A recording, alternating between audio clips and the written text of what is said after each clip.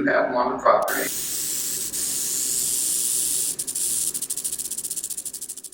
They really don't like us. They're afraid of people. So I've never been worried or scared of them. You just have to learn that they're here. How to avoid them. I ran into a dead deer.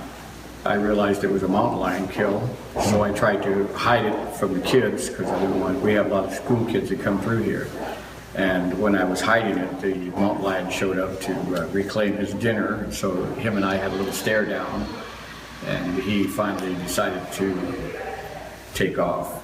The National Park Service has been tracking mountain lions in and around the Santa Monica Mountains since 2002, and during that time we've captured and collared, at this point, 38 mountain lions. We capture them and we outfit them with GPS radio collar devices, so in that time we've gained more than 25,000 different data points about all the animals that we've tracked. When we catch mountain lions, we take samples like blood here, and then we do genetics on that. We've done work together with partners at UCLA and UC Davis to look at what's going on with genetics in our population. This is just some of our genetic data.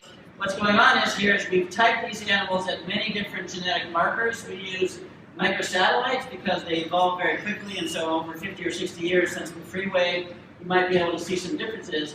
In California, there's not a single population that has lower genetic diversity than ours. This population is on the danger of collapsing because they are trapped by these freeways. Mountain lions have immense territories, 250 square miles.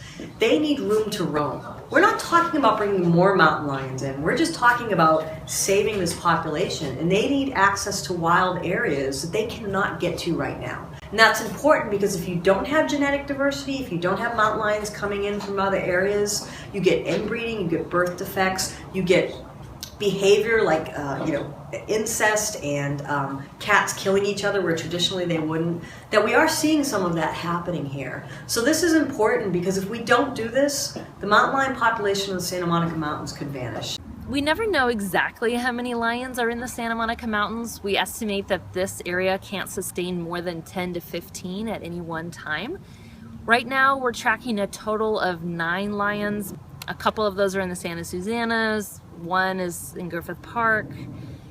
Brings it to about 6 that we're currently tracking in the Santa Monica Mountains. I don't think there's too many mountain lions in the Santa Monica Mountains. They actually police themselves because they are very territorial, and it is a very dangerous place to be if you're an adolescent mountain lion in the Santa Monica Mountains, and you would be very anxious to leave the Santa Monica Mountains and find your own territory, especially if you're a young male, because you want to get out of the way of the 2 dominant males that we have here. Our research has shown what we believe to be a higher incidence rate of what's called intraspecific killings, which is basically when mountain lions kill each other.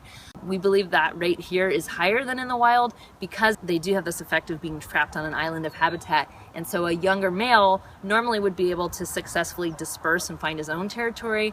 And because of our freeways and the ocean and everything, they're a little bit trapped here. And so sometimes that leads to lions killing each other. People ask me what's the difference between native people and non-native people. I was telling them that non-native people live on Earth. They live on Mother Earth. And native people live with Mother Earth. That's the difference. We are connected to the land. We're connected to everything that's here. We don't come and wipe out animals just because they're an inconvenience. And yet that's what's happening today. Animals are an inconvenience, so we wipe them out. We're seeing animals being hit on the freeway, and that's a danger to drivers too. We've seen bear hit there at the Liberty Canyon off-ramp. We've seen deer, and we've unfortunately also seen mountain lions, so it is an area that needs to have a wildlife crossing. Well, the project's been on the mind of a number of agencies, entities, and groups in the mountains for several years. The idea of having a crossing. There was a lot of collared lion evidence data that suggests that they come near the freeway, they spend time near the freeway on both sides of it and don't cross. We also then were spurred in October of 2013. There was a lion killed just east of the Liberty Canyon underpass on the 101, and it was the genetically perfect lion. It had come from the San Gabriels when it was tested, and that means that it successfully crossed the 5 freeway, which is at least 8 lanes wherever it may have crossed. It had gotten across the 118 freeway, probably at the Corriganville Tunnel, which is an existing wildlife crossing that actually has quite a bit of use, so it's been successful. And then apparently made it all the way across the 101 from north to south over, if you count the shoulder of the on and off ramps, it's 10 lanes that had made it across. Got to a retaining wall where Agura Road is grade separated, and then realized at that point there was a fence, 6-foot fence on top of that, and it couldn't scale it. So it appears as if it backed up into the right-hand lane at about 2-3 in the morning, sometime after midnight, and was clipped and killed. People have raised the question, if we build a wildlife crossing, does that mean we're going to be kind of inundated by mountain lions and there are going to be all these negative interactions between humans and wildlife?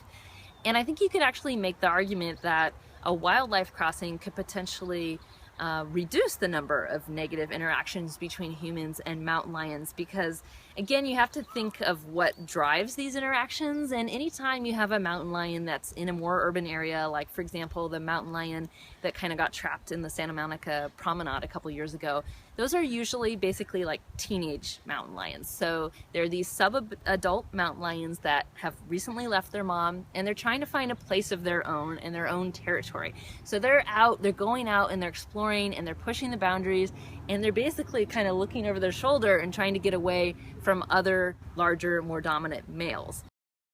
If we provide them an opportunity to get into natural habitat, it's because they definitely have a preference for natural habitat and they don't want to go to urban areas, but they're kind of doing it out of desperation because they're looking for somewhere to go. We have collected, more than 20 or 25,000 GPS data points, and when we analyzed those, we found that mountain lions have a strong preference for avoiding human contact. The animals don't know the difference between Ventura County and Los Angeles County when they're in the Santa Monica Mountains, because the mountains go through both counties. So even though I'm a supervisor in Ventura County, I so much support the Wildlife Bridge crossing over there at Liberty Canyon, even though it's in Los Angeles County. As a matter of fact, our whole Board of Supervisors voted unanimously in support of this, because it is so integral to making sure that we have those wonderful mammals, the mountain lions, bobcats, everything, that we have deer and coyotes, that they are able to get from one side of the freeway to the other. And in this place, it's wonderful because there's open space that's owned by public agencies on both sides of the freeway. Mountain lions surviving on an urbanized landscape and putting a crossing in to help them as an urbanizing landscape, right now, that's new. It's time for the U.S. to take a leadership in this. When you look at the massive wildlife crossings that have been built, with the exception of some in Montana on large scale, there's been an array of smaller scale ones like in New Jersey and other places for crabs and frogs. But when we talk about large scale wildlife crossings that are these land bridges, really leading the way are places like the Netherlands.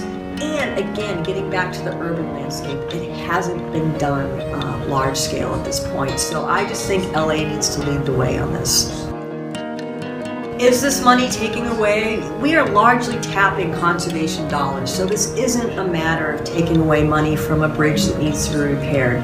There are funds that need to go towards conservation, and that's what we're aiming for here. So it's not competition with other projects. This is dollars that need to be spent on conservation, and I can't think of a better conservation project than this.